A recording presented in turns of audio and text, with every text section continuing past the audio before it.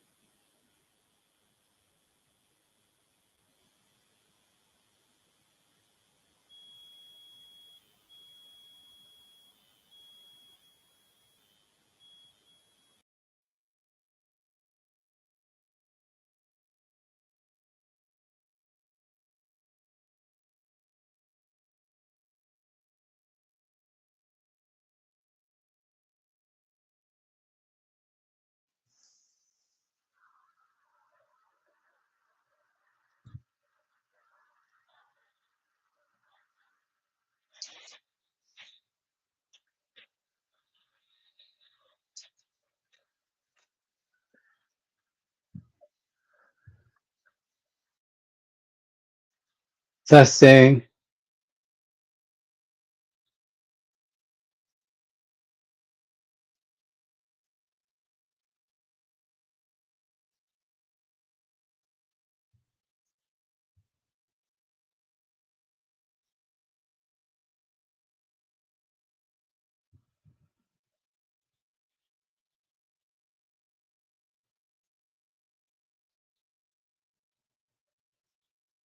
Oh, you can hear me. Oh my goodness. I tell you, when you're trying to do good, please confirm you can still hear me.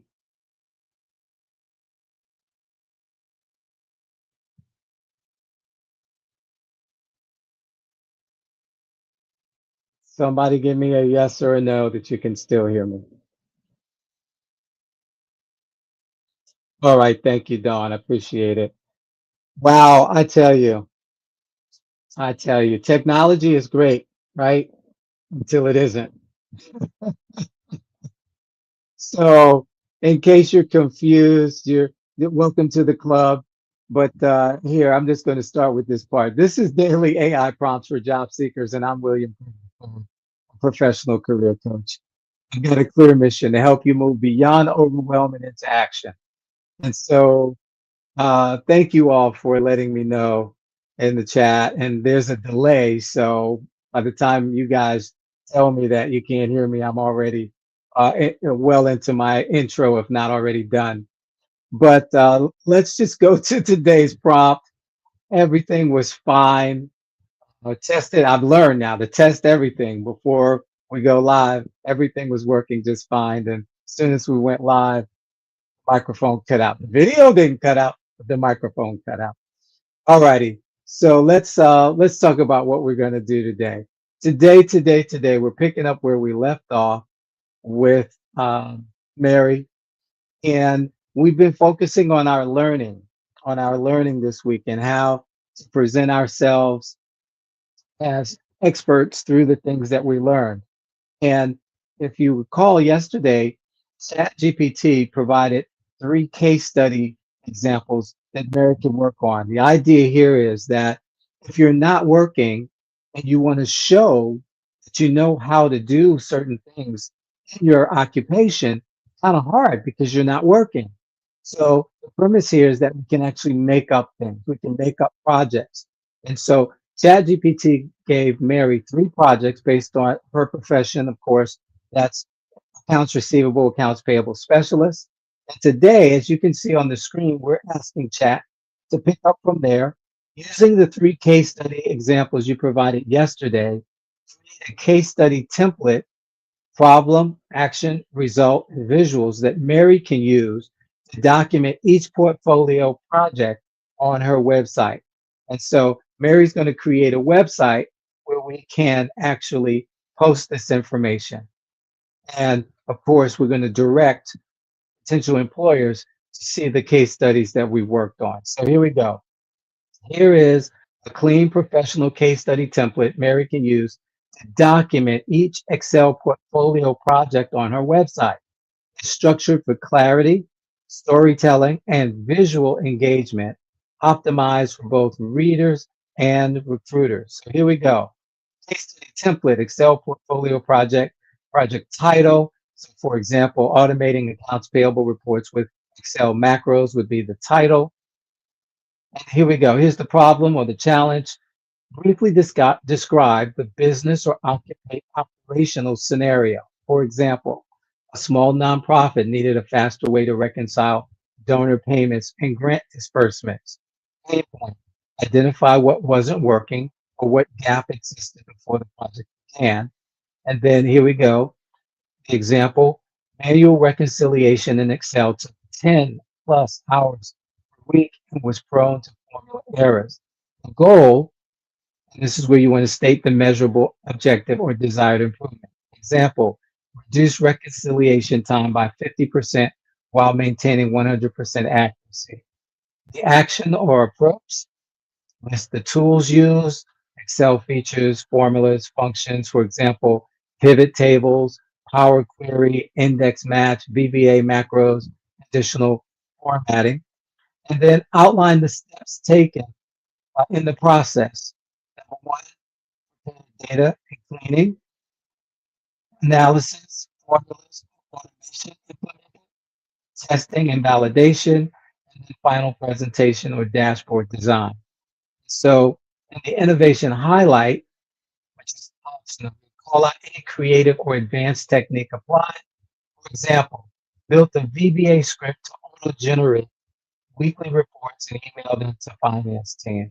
And then the result or the impact, which is what we always want to include in our bullet points on our resume, right? We've got our X and Y bullet points. Here's what I did. Here's what it resulted in, or here was the impact it made. So we've got a quantifiable outcome. We always want to quantify whenever possible. Include data, metrics, or time savings. For example, cut reporting time from over 10 hours to 3. Improve accuracy by 95%. The value to the business, explain how this project added value and solved the original problem. So, for example, allowed staff to focus on grant outreach instead of manual reconciliation. Personal growth. Mention what Mary learned or mastered through this project. And let me just tell you, managers always want to understand that you learned something and how it's going to benefit them. So strengthen Power Query and data visualization skills. And then the visuals or deliverables use side-by-side screenshots or small gallery format before, so the original messy data set or manual report, and then after, display a clean data set, automated dashboard, or summary report.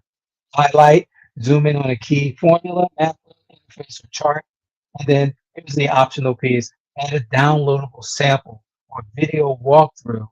And you can, I don't know if you're familiar with loom.com. You can actually record your screen and again, create that video by walking them through the actual steps that you took, if that is something you can show on the screen. So here's the takeaway. This project taught me how to use Excel's automation tools to turn complex reporting tasks into streamlined, repeatable processes, boosting both accuracy and productivity. And here you have your template summary format, the title, the problem, the action, the result, the visuals or deliverables, the key takeaway, and the tools used. So this is the format that Mary would use to show what it is that she has been working on. Again, this could be a fictitious company, as we talked about yesterday. Andy Warhol painted a picture of a Campbell soup can. So you can take this no matter what it is that you do for a living and apply this prompt.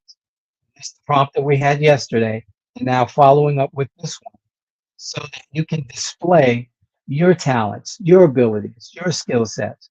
Now, chat goes on to say, would you like me to format this template next as a fillable Canva or Word layout so Mary can plug in each project visually for her site or PDF portfolio? And that's the other thing. It doesn't have to be a website. She can actually create a PDF portfolio to show that uh, here's a fictitious, it doesn't even have to be a real company. Here's a fictitious company, and here's the problem they're facing. Here, and then walk through what is done to show how you you would, because how you would address that problem. Because so often in an interview, you're given scenarios and you're asked, well, if you had this problem, how would you go about solving it? Well, this takes care of that because part of the problem, and I'm just going to say this, part of the problem sometimes is that they're giving you real scenarios that they're dealing with, that they don't have the answer to, and they're asking you for a solution. And you give them the solution, and guess what? You don't get the job. Why? Because you just solved their problem for them, and they don't need you now. Right? Yes, there are companies that actually do that. So by doing this, you can show three, in this case, three scenarios where you created these scenarios, these problems, these challenges that needed to be overcome, and then outline how you went about solving for these problems versus solving for their problem. So again, these are the things that make you stand out above the crowd. Let me get this prompt for you. And as we found out yesterday, chat has updated the way things can be shared. And it is getting the prompt for me. This is so cool. So I'm going to copy the link and put it in the comment section. And there you have it. For those of you who have joined via YouTube, you have the link to today's prompt. So I hope this is helpful. And again, thank you for sticking with me through the audio issues. You know, it's when I would do good, evil is ever present. I tell you, I can so relate to that right now. But at the end of the day, we're going to make it. We're going to go forward, and or as they say, the show must go on. But hopefully tomorrow we won't have that issue. And if there's something that I can help with, please reach out. Let me know. If there's someone you know who's unemployed, underemployed, or just unhappily employed, let them know about this series and tell them they can go to the YouTube channel, Get Up and Get a Job, subscribe. They'll get notifications as to when we go live as well. They'll have the prompts right there that they can use. All right. With that, I'm going to say once again, thank you for being such a great supportive audience, and I will look forward to seeing you tomorrow, 12 noon Eastern time, and we'll do it all again, but we hope to do it differently. Okay. Wow, that was fantastic. I haven't been this excited to learn about something since I left basketball. Anyway, Mr. Craig did another great job of sharing an AI prompt that anyone can use in their job search.